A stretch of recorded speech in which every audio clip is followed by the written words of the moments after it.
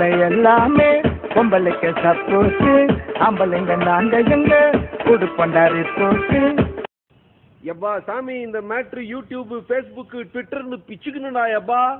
Hi guys, இன்னைக்கு பல விஷயங்களை குறித்து இளைஞர்கள் பல காரியங்களை செஞ்சுட்டு இருக்கிறாங்க. ஆனால் இன்னைக்கு ரொம்ப முக்கியமான ஒரு விஷயம் இருக்கு.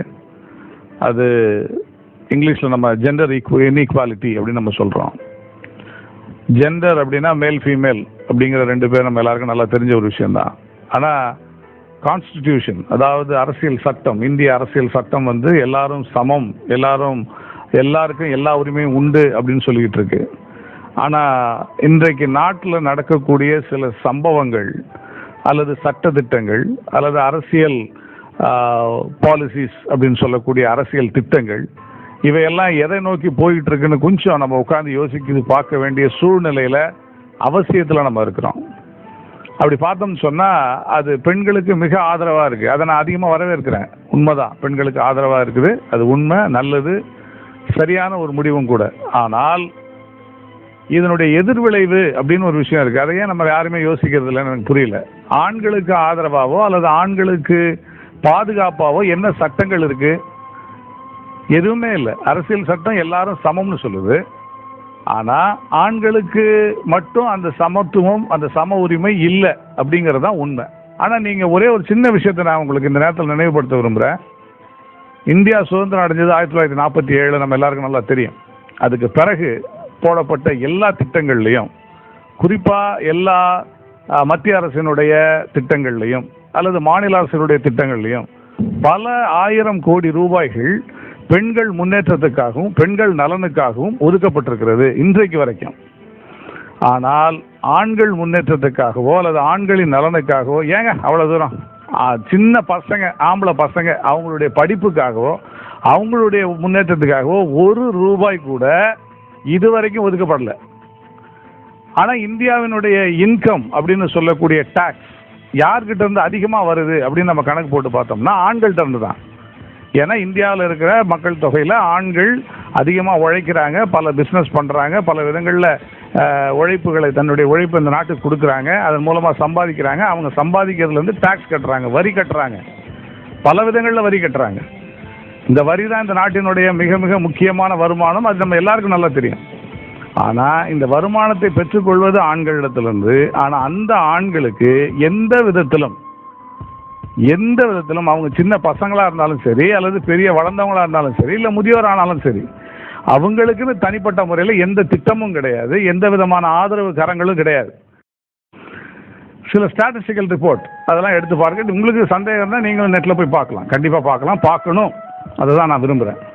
அதில் பார்த்தீங்கன்னு சொன்னால் வன்முறையை பயன்படுத்துவதில் அல்லது ஆயுதங்களை பயன்படுத்தி வன்முறையில் ஈடுபடுவதில், குறிப்பாக வந்து டொமஸ்டிக் வயலன்ஸ்னு சொல்லக்கூடிய வீட்டில் இல்லங்களில் வன்முறையை ஆயுதங்களோடு பயன்படுத்துவதில் யார் அதிகமாக பயன்படுத்துகிறாங்க அப்படின்னு பார்த்தீங்கன்னா பெண்கள் 80% மேலே பயன்படுத்துகிறாங்க, ஆண்கள் 20% மேலே தான் பயன்படுத்துகிறாங்க. இது ஸ்டாட்டிஸ்டிக்கல் ரிப்போர்ட். நீங்கள் போய் எங்கே வேணாலும் எந்த நெட்டில் வேணாலும் நீங்கள் வெரிஃபை பண்ணி பார்த்துக்கலாம். இதனால் இது இன்னொரு முக்கியமான விஷயம் என்னன்னு கேட்டிங்கன்னா, இப்போ குடும்ப வன்கொடுமை அதுன்னு பல சட்டங்கள் வந்திருக்கு. ஒரு பெண்ணை பேர் சொல்லி கூப்பிட்டா, ஒரு கணவன் ஒரு மனைவியை பேர் சொல்லி கூப்பிட்டா கூட அது தப்புன்னு சொல்லப்படுது. ஒரு பெண் ஒரு ஆணை என்ன வேணாலும் பண்ணலாம். அவங்க வந்து கம்ப்ளைண்ட் கொடுக்கலாம், அவங்க வந்து சின்னதாக அடித்தாங்கன்னு சொல்லலாம், அவங்க திட்டினாங்கன்னு சொல்லலாம், அவங்க சும்மா என்னை வந்து கொடூரமாக பார்த்தாங்கன்னு சொல்லலாம். உடனே அந்த ஆண் கைது செய்யப்படுவார், உடனே அந்த ஆண் சட்டத்தின் முன்னால் நிறுத்தப்படுவார். அதில் ஒரு முக்கியமான அல்லது வேடிக்கையான விஷயம் என்னன்னா, அந்த ஆணினுடைய மொத்த குடும்பமும் சிறைச்சாலைக்கு போயிடும். ஆனால் ஒரு பெண் ஆணை அடிக்கலாம், கொல்லலாம், தூக்கில் கூட மாட்டி விட்டுடலாம். ஆனால் அந்த பெண்ணுக்கு எந்த தண்டனையும் கிடையாது, கண்டித்து விடப்படுவார். இதுதான் எங்கள் நாட்டில் நடந்துட்டு இருக்கு. நீங்கள் செய்தித்தாள் எடுத்து பாருங்கள். கள்ளக்காதல்னு கணவனை மனைவி கொண்டிருப்பாங்க, மனைவிக்கு என்ன தண்டனை அப்படின்னா ஒன்றும் கிடையாது. ஏன்னா அதை யாரும் பார்க்கலையே, சட்டத்துக்கு வந்து சாட்சிகள் தேவை இல்லையா, அது யாரும் பார்க்கல. அதனால் அவங்களுக்கு ஒரு கூப்பிட்டு அவங்கள வந்து ஒரு 6 மாதம் வச்சு அதுக்கப்புறம் அனுப்பிடுவாங்க. ஒவ்வொரு சட்டமும் இன்னைக்கு உணவு பாதுகாப்பு சட்டம்னு ஒன்று வரப்போகுதுங்க. அந்த உணவு பாதுகாப்பு சட்டத்தில் ரேஷன் கார்டில் குடும்பத் தலைவர் பேரில் ஆணை எடுத்துட்டு பெண்ணை கொண்டு வருவாங்களாம். உணவு பாதுகாப்பு சட்டத்துக்கும் ரேஷன் கார்டில் இருக்கிற ஆண் பேரை எடுத்துட்டு பெண் பேரை குடும்பத் தலைவராக போடுறதுக்கு என்ன சம்பந்தம் அப்படிங்கிறது எனக்கு தெரியல. ஒருவேளை உங்களுக்கு யாருக்காவது தெரிஞ்சதுன்னா எங்களுக்கு தெரியப்படுத்துங்க. அப்படி ஒரு சட்டம் பெண்களுக்கு எந்த விதமான உரிமையும் கொடுக்கக்கூடாது, எந்த சட்ட பாதுகாப்பும் கொடுக்கக்கூடாதுன்னு நான் சொல்ல வரல. கண்டிப்பாக கொடுக்கப்படணும். இந்த நேரத்தில் நம்முடைய தேசத்தந்தை காந்தி சொன்ன சில விஷயங்களை கூட நான் நினைவு கூற விரும்புகிறேன். இந்த உலகத்தில் பிறக்கிற ஆணாக இருந்தாலும் பெண்ணாக இருந்தாலும் அவங்களுக்குள்ள உரிமைகள் அவங்க பிறக்கும் போதே அவங்களுக்கு வருது. It's a birth right. பிறக்கும் போதே வருது. அதனால பிறப்புரிமை அது. பெண்களுக்கு யாரும் உரிமை கொடுக்க வேண்டிய அவசியம் கிடையாது. அவங்களே எடுத்துக்கலாம். அவங்களுக்கு உரிமை இருக்குது. அதே மாதிரி அதே உரிமை ஆணுக்கும் இருக்கிறது அப்படின்னு தான் நான் சொல்ல வரேன். இந்த சட்டம் எப்படி பெண்களினுடைய உரிமையை பாதுகாக்க வேண்டும் என்று சொல்லி இயற்றப்படுகிறதோ அதே மாதிரி ஆணினுடைய உரிமையை, ஆணினுடைய தேவையை, ஆணுக்கும் அந்த பாதுகாப்பை கொடுக்கப்படணும். ஆணுக்கும் அந்த பாதுகாப்பான சட்டங்கள் இயற்றப்படணும். ஒரு ஜென்ரலான ஒரு பொதுவான அபிப்பிராயம் என்னன்னா, ஆணுக்கு எந்த பாதுகாப்பும் தேவையில்லை. யாருங்க சொன்னது ஆணுக்கு பாதுகாப்பு தேவையில்லைன்னு? ஆணுக்கு தாங்க அதிக பாதுகாப்பு வேணும். ஒரு பெண்ணும் ஒரு ஆணும் சேர்ந்து போகிறாங்கன்னா, ஒரு பெண் பாலியல் பலாத்காரம் பண்ணப்படுகிறாள்னா அதுக்கான ஒரு மிகப்பெரிய தண்டனை, அதிகபட்ச தண்டனை கொடுக்கப்படுது. ஆனால் அவள் கூட போகிற ஆணுக்கு என்ன தெரியுமா நடக்கும்? அங்கேயே ஆன் த ஸ்பாட்லேயே கொன்றுவான். அப்போ யாருக்கு பாதுகாப்பு அதிகம் வேணும்? அந்த ஆணுக்கு தான் பாதுகாப்பு அதிகமாக வேணும். அந்த ஆணுக்கு எந்த பாதுகாப்பும் நம்ம கொடுக்கறது இல்லை. அவன் செத்தாலும் அதை பற்றி கவலைப்படுறது இல்லை. ஒரு சின்ன விளக்கத்தை மட்டும் சொல்கிறேன். இந்த டெல்லி ரேப் கேஸ் அது நான் கோட் பண்ண விரும்புகிறேன். அதில் அந்த பெண்ணுக்கு மிக கொடூரமான விஷயம் நடந்தது. அதுக்கான காரியங்கள் நடக்கப்பட்டிருக்கிறது. அதில் சம்மந்தப்பட்டவர்களுக்கு தண்டனை கொடுக்கப்பட்டிருக்குது. எல்லாமே ஓகே, குட். ஆனால் இந்த விஷயம் நடந்து ஒரு 3 நாள் கழித்து அந்த பொண்ணினுடைய காதலன், அதாவது அந்த கூட வந்த அந்த பையன் டிவியில் பேட்டி கொடுத்தான். பேட்டி கொடுக்கும்போது நாங்கள் இப்படி இருந்தோம், நாங்கள் இப்படி போனோம் வந்தோம்னு சொல்லி பேட்டி கொடுத்த உடனே அந்த பையன் மேலேயே கேஸ் போட்டாங்க. நீ தப்பாக பேசிட்டேன், தப்பாக சொல்லிட்டேன்னு சொல்லி. தெரியுமா? இது எத்தனை பேருக்கு தெரியும்? இது எவ்வளோ பெரிய கொடூரமான விஷயம். அந்த பையன் அடிபட்டிருக்கிறான், பஸ்ஸிலேருந்து தூக்கி எறியப்பட்டிருக்கிறான், இரும்பு கம்பியால் தாக்கப்பட்டிருக்கிறான். அவனுக்கு என்ன நிவாரணம் கிடைச்சிருக்கு? எதுவுமே கிடையாது. அவன் மேலே கேஸ் வந்திருக்கு. நம்ம அதை பற்றி யோசிக்கிறதே இல்லை. ஆண்களை பற்றி கவலையே படுறது இல்லை. அப்போ ஆண்களே தேவையில்லை, ஆண்களே இந்த சமுதாயத்துக்கு வேணாம்னு நினைக்கிறீங்களா? பெண்களுக்கு மட்டும் பாதுகாப்பு கொடுத்தா போதுமா? இப்போ பெண்களுக்குன்னு தனி வங்கி துவக்கணும்னு சொல்லி நம்ம அரசாங்கம் முடிவு பண்ணியிருக்குங்க.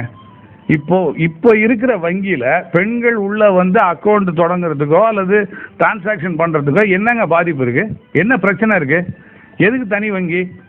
சரி, அப்படி தனி வங்கி ஆரம்பிக்கணும்னு நினைக்கிறீங்களா? அப்போ ஆண்களுக்கு ஒரு 4 வங்கி தனியாக ஆரம்பிங்க. ஆண்கள் தானே அதிகமாக வியாபாரம் பண்ணுறாங்க, ஆண்கள் தானே அதிகமாக கடை வச்சுருக்கிறாங்க, ஆண்கள் தானே டெய்லி கத்தையாக பணத்தை எடுத்துகிட்டு பேங்க்கில் போடுறாங்க. அவங்களுக்கு தனியாக ஒரு 6 வங்கி ஆண்களுக்கு மட்டும் அப்படின்னு ஆரம்பிங்க. ஏன் ஆரம்பிக்கக்கூடாது? அது கிடையாதா? அப்போ ஆண்கள்லாம் மனுஷர்களே கிடையாதா? ஏங்க, மிருகத்துக்கு கூட ப்ளூ கிராஸ் இருக்குங்க. ஆண்களுக்கு என்னங்க இருக்குது? ஒன்றுமே கிடையாது. ஒரு நாயை நீங்கள் கல்லால் அடிங்க, உடனே ப்ளூ கிராஸ்காரன் உங்களை அரெஸ்ட் கூட பண்ணிடுவாங்க. ஆனால் ஒரு ஆணை கல்லால் அடிங்க, 4 பேர் சிரிச்சிட்டு போவான். முடிஞ்சு அவனும் 2 கல் எடுத்து அடிப்பான். அதுவும் ஒரு பெண்ணுக்காகனா ஒரு 4-5 குடும்பமே அடிக்கும். கேள்வி கேட்க ஆள் கிடையாது. அந்த ஆண் போய் போலீஸ் ஸ்டேஷனில் கம்ப்ளைண்ட் பண்ணால் போலீஸ்காரங்கெல்லாம் சேர்ந்து அந்த ஆணை இன்னும் 4 சார் சாத்தி வீட்டுக்கு அனுப்புவாங்க. சட்டம் எந்த பாதுகாப்பையும் கொடுக்கல, சமுதாயம் எந்த பாதுகாப்பையும் கொடுக்கல. அந்த ஆணுக்கு யார் நியாயம் வழங்குறது? எனக்கு அதுதான் வேணும், வேற எதுவும் வேணாம். அந்த ஆணினுடைய நியாயத்தை, அந்த பாதிக்கப்பட்ட ஆணிற்கு யார் நியாயம் வழங்குவது, யார் நியாயம் சொல்றது, எனக்கு அது தேவை. இப்போ கடைசியாக ஒரு விஷயத்த சொல்லி நான் முடிக்க விரும்புகிறேன். ஏன்னா இதுக்கப்புறம் இதை நீங்கள் தான் சிந்திக்கணும். ஏன்னா எதிர்காலம் நமக்கு எப்படி இருக்கும் அப்படிங்கிறது இப்போ நமக்கு தெளிவாக தெரியுது. ஒரு சோஷியல் நெட்வொர்க், ஒரு ஃபேஸ்புக்குங்கிறது ஒரு சோஷியல் நெட்வொர்க். எல்லாரும் சேர்ந்து இருக்கிறோம், ஃப்ரெண்ட்ஸாக இருக்கிறோம், நிறைய பேசுகிறோம், நிறைய சோஷியல் இஷ்யூஸ் பற்றி டிஸ்கஸ் பண்ணுறோம். Good, very good. அதில் ஒரு பெண் ஒரு ஆணுக்கு எத்தனை வேணாலும் ஃப்ரெண்ட்ஸ் ரிக்வெஸ்ட் கொடுக்கலாம். அப்படி அந்த ஆணை அவர் பிடிக்காம ரிஜெக்ட் பண்ணி அவங்கள அப்படியே பிளாக் பண்ணது கூட அந்த ஆணுக்கு உரிமை இருக்குது, தைரியம் இருக்குது. Okay, good. இன்றைக்கி இருக்கிற சட்டம் என்ன சொல்லுது தெரியுங்களா? இது நீங்கள் கண்டிப்பாக தெரிஞ்சுக்கணும். ஒரு ஆண் ஒரு பெண்ணுக்கு ஃப்ரெண்ட்ஸ் ரிக்வெஸ்ட் கொடுக்குறாங்கன்னா 3 தடவை கொடுக்கலாம். 3 தடவையும் அந்த பெண் ரிஜெக்ட் பண்ணிவிட்டு 4வது தடவையும் அந்த ஆண் அந்த பெண்ணுக்கு ஃப்ரெண்ட்ஸ் ரிக்வெஸ்ட் கொடுத்தா அந்த பெண் காவல்துறையில் போய் கம்ப்ளைண்ட் பண்ணால் அந்த ஆண் அரெஸ்ட் பண்ணப்பட்டு 3 ஆண்டுகள் சிறை தண்டனை, 5 லட்சம் ரூபாய் அபராதம் அந்த ஆணுக்கு விதிக்கப்படும். ஆனால் பெண்ணுக்கு பேச்சே கிடையாது. எத்தனை தடவை வேணாலும் அவங்க ஃப்ரெண்ட்ஸ் ரிக்வெஸ்ட் கொடுக்கலாம், என்ன வேணாலும் பண்ணலாம். ஆனால் ஆண் பார்க்க பேசலைங்க, ஃப்ரெண்ட்ஸ் ரிக்வெஸ்ட் கொடுத்தாலே இந்த தண்டனை. இது எந்த வகையிலங்க நியாயம்? இந்த நியாயத்தை நம்ம கண்டிப்பாக கேட்க வேண்டிய சூழ்நிலையில் இருக்கிறோம். ஒரு காலத்தில் பெண்கள் கஷ்டப்பட்டாங்க, அடிமைப்படுத்தப்பட்டாங்க. இது எல்லாத்தையும் நான் ஏற்றுக்கிறேன், முழு மனதோடு ஏற்றுக்கிறேன். அதுக்கு எதிரான சட்டங்கள் கொண்டு வரப்படணுங்கிறதுல எனக்கு எந்த விதமான மாற்று கருத்தும் கிடையாது. அதே மாதிரி அந்த சட்டங்கள் இயற்றப்பட்டதில் எனக்கு ரொம்ப சந்தோஷமும் உண்டு. அந்த பெண்களுக்கு அந்த பாதுகாப்பு கிடைக்கணுங்கிறதுல எனக்கு மாற்று கருத்து கிடையாது. ஆனால் இன்னைக்கு ஆணினுடைய நிலைமை என்ன? எந்த இடத்துல ஆணுக்கு பாதுகாப்பு இருக்குது? அப்போ இதெல்லாம் எதுவுமே செய்ய மாட்டீங்க. ஆண்களுக்குன்னு ஒரு பேசிக்கான உரிமை கூட கிடையாது, எந்த விதமான உரிமையும் கிடையாது, சட்ட ரீதியாகவும் கிடையாது, சமுதாய ரீதியாகவும் கிடையாது, எந்த இடத்துலையுமே கிடையாது. அப்போ என்ன அர்த்தம்? ஆண்கள் இடிக்கிறாங்கன்னு தானே பெண்களுக்கு தனி பஸ் விட்றீங்க. அப்போ ஆண்களுக்கு தனி பஸ் விட்ருங்க, அவன் ஒருத்தன் இடிச்சிட்டு போட்டோம். நீங்கள் ஆண்களுக்கு தனி பஸ், மென் ஸ்பெஷல் அப்படின்னு விடலாம்ல, ஏன் விடக்கூடாது? அதை பற்றி கவலையும் கிடையாது, கேள்வியும் கிடையாது, அதை சொல்லவும் கூடாது. கொஞ்சம் எல்லாரும் யோசிச்சிங்க. ஏன்னா உங்களுக்கு எதிர்காலம் இருக்குது, உங்களுக்கும் நாளைக்கு கல்யாணம் ஆகும். நீங்கள் இது கேட்குறவங்க பெண்களாகவும் இருக்கலாம், ஆண்களாகவும் இருக்கலாம். ஆனால் ஒரு விஷயம் சொல்கிறேன், நீங்கள் பெண்களாக இருந்தாலும் உங்களுக்கும் கல்யாணம் திருமணம் ஆகலாம், திருமணம் ஆகிருக்கலாம், உங்களுக்கு ஆண் குழந்தைகள் இருக்கலாம் அல்லது ஆண் குழந்தைகள் பிறக்கலாம்.